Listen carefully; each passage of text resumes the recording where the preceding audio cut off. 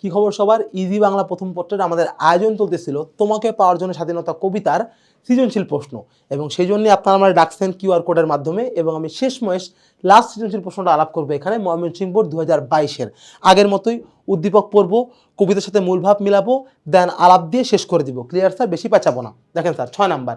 নানা শোন নানা ভাই, আমরা যে আজ স্বাধীনতার সুবর্ণ জয়ন্তী অনুষ্ঠানে যাচ্ছি সে তো এদের জন্য। মাঠে কর্মরত এক বৃদ্ধ কৃষকের দিকে তাকিয়ে ইশারা করে বললেন। নানা কি বলেন নানা ভাই, এই লোকটা তাহলে এখন কেন এত খাটুনি খাটছে?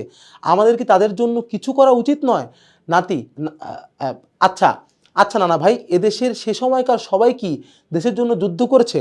নানা হ্যাঁ ভাই, সব শ্রেণীর পেশার মানুষ জীবনপণ যুদ্ধ করে জীবন দিয়ে দেশটাকে স্বাধীন করেছে। খেয়াল করেন স্যার, এখানে একটা কথোপকথন, নানা পরে নাতি, তারপর আবার নানা, এই আর কি।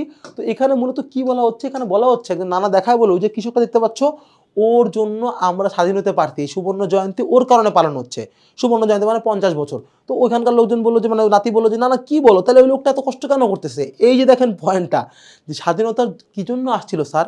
একটা বেটার লাইফস্টাইলের জন্য, একটা মুক্তির জন্য। সেটা কি আসলে হয়েছে? সেটা কিন্তু হয় নাই স্যার, আমাদের সাথে প্রতারণা করা হয়েছে। সেটাই কিন্তু নাতির চোখে ধরা পড়লো। এবং নানা তখন কি বললো, যে সেই সময় সবাই কি যুদ্ধ করছে? তখন নানা বলল, হ্যাঁ ভাই, সব শ্রেণী পেশার মানুষ যুদ্ধ করছে। এটা স্যার একটা বড় পয়েন্ট। প্রত্যেকটা মানুষ যদি এক কথা না বলে সেই কথা কখনো সত্য হয় না। তার সত্য আসলে কি, খুব সুন্দর একটা কথা ছিল, যেটা বেশিরভাগ মানুষ বলে তাই সত্য। আর যদি কিন্তু তাই, মানে ধরেন এই যে শার্টটা আমি পরে আছি, এটা কিসের শার্ট, ছেলেদের না মেয়েদের? আপনি বলেন স্যার ছেলেদের শার্ট, ম্যাক্সিমাম ছেলেই বলবে এটা ছেলেদের শার্ট। এবার যদি কোনো একটা মেয়ে এটা পরে থাকে, মেয়েদের শার্টও তো হইতে পারে। 100 জন মেয়ে বলে হ্যাঁ এটা মেয়েদের শার্ট, তখন আপনি বলেন হ্যাঁ স্যার এটা মেয়েদের শার্টও হয়। তার মানে দেখেন, মানুষ যা মানে বা বিশ্বাস করে তাই সত্য স্যার, সত্য বলে আসলে কিছু এক্সিস্ট করে না।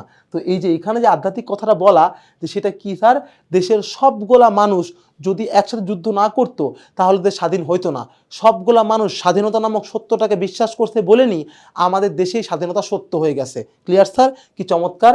আমরা এখানে কি দেখব? আমরা এখানে দেখতে পাচ্ছি কবিতার যে সাধারণ মানুষের অবদান এবং যুদ্ধে মুক্তিযুদ্ধের ভূমিকা, দুটাই কিন্তু এই কথায় স্পষ্ট করে ব্যাখ্যা করা স্যার। ক্লিয়ার? তাহলে কথা না বলে আমরা শুরু করে দিই স্যার। একে, কার পদভারে একটি নতুন পৃথিবীর জন্ম হতে চলেছে? কার পদভারে স্যার?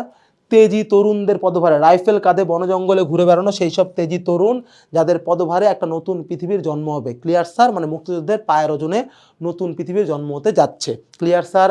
আসেন খতে, সিথির সিঁদুর মুছে গেল হরিদাসীর চরণ।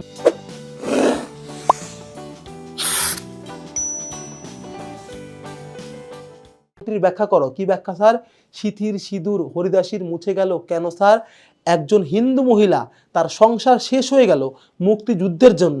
মুক্তিযুদ্ধ তার স্বামীকে কেড়ে নিল, মহিলার সতীত্ব, মহিলার সংসার ভেঙে গেল, তার সিঁদুরের চিহ্ন মুছে গেল। সেটা এই বাক্য দিয়ে বোঝাচ্ছে এই জন্য স্যার, যে একজন হিন্দু, একজন মুসলিম, কেউ স্বাধীনতা যুদ্ধে কোনো রকম ছাড় পায় নাই। প্রত্যেকেই তাদের ত্যাগ তিতিক্ষার মাধ্যমে যুদ্ধটাকে আপন করে নিতে পারছে। সেটাই উদ্দীপকের এই জায়গাটায় স্পষ্ট করে বলা। Clear sir? চমৎকার। এবং গতে চলে যাবো, সেটা কি? উদ্দীপকের কৃষক তোমাকে পাওয়ার জন্য স্বাধীনতা কবিতার কোন শ্রেণীর প্রতিনিধিত্ব করে? উদ্দীপকের কৃষক তোমাকে পাওয়ার জন্য স্বাধীনতা কবিতার কোন শ্রেণীকে প্রতিনিধিত্ব করে স্যার, বলতে পারেন? উদ্দীপকের কৃষক মূলত প্রতিনিধিত্ব করে কাদেরকে স্যার? মুক্তিযোদ্ধা শ্রেণীদেরকে। Clear sir? অর্থাৎ সেই খেটে খাওয়া মানুষগুলো, ওই যে সগির আলী, শাহবাজপুরের জোয়ান কৃষক, কেষ্টদাস জেলেপাড়া সাহসী লোকটা, মতলব মিয়া মেঘনা নদীর দক্ষ মাঝি, যারা পরিশ্রম করে করে এই দেশকে যেমন অর্থনৈতিকভাবে স্বাবলম্বী রাখছে, ঠিক তেমনি যখন বিপদ আসছে তখন গা পাতে দিচ্ছে স্যার কোথায়? বন্দুকের সামনে। এই জায়গাটার সাথে কিন্তু আমাদের উদ্দীপকের কৃষকের মিল পাই। তার মানে আমাদের উদ্দীপকের কৃষক আদতে কি স্যার? উদ্দীপকের কৃষক আদতে আমাদের খেটে খাওয়া যে মুক্তিযোদ্ধা তাদেরই একটা প্রতীক। Clear sir? আমার আসলে রিডিং দিয়ে সময় নষ্ট করার কোনো মানে হয় না, আমরা ঘতে গেলেই বুঝতে পারবেন গয়ের প্রশ্নটা কীরকম। উদ্দীপকের নানার শেষ সংলাপ তোমাকে পাওয়ার জন্য স্বাধীনতা কবিতার মূল ভাবকে ধারণ করতে পেরেছে কি? তোমার মতামত ব্যাখ্যা করো। হ্যাঁ স্যার, নানার যে শেষ কথাটা কি স্যার? দেখেন, সব শ্রেণী পেশার মানুষ জীবনপণ যুদ্ধ করে দেশকে স্বাধীন করছে, এই কথা অবশ্যই উদ্দীপকের মূল ভাবকে ধারণ করতে পারছে বা কবিতার মূলকে ধারণ করতে পারছে। তার কারণ কি? কবিতায় দেখতে পাই স্বাধীনতার জন্য প্রত্যেকটা মানুষ, একটা অনাথ কিশোরী, একটা বৃদ্ধ, একটা বিধবা মহিলা, ইচ অ্যান্ড এভরিওয়ানের কি তীব্র আকাঙ্ক্ষা, কি তীব্র চাওয়া, কি অসম্ভব প্রার্থনা স্বাধীনতার প্রতি। তার মানে এই জিনিসগুলোর সাথে কিন্তু আমরা কোন জায়গাটার মিল পাই স্যার? আমাদের এই উদ্দীপকের শেষ লাইনে মিল পায়, মানে সব শ্রেণী পেশার মানুষ, একটা নির্দিষ্ট শ্রেণী পেশার মানুষ না, প্রত্যেকে যে যার জায়গার থেকে একটা অবদান রাখছে বলেই কিন্তু আজকের দেশটা স্বাধীন, যেটা কিন্তু আমাদের কবিতার মধ্যে কবি সাহেব লেয়ারে লেয়ারে স্তরে স্তরে ভাগ ভাগ করে বারবার বলছেন কার কিরকম অবদান। Clear sir?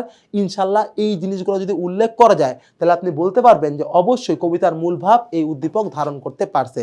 ক্লিয়ার সবাই? আশা করি বুঝতে পারছেন। আর কথা বাড়াবো না, এখানেই রাখবো। সামনে আরেকটা টপিকে আবার দেখা হবে। সে পর্যন্ত ভালো থাকবেন, সুস্থ রাখবেন। টাটা সবাইকে।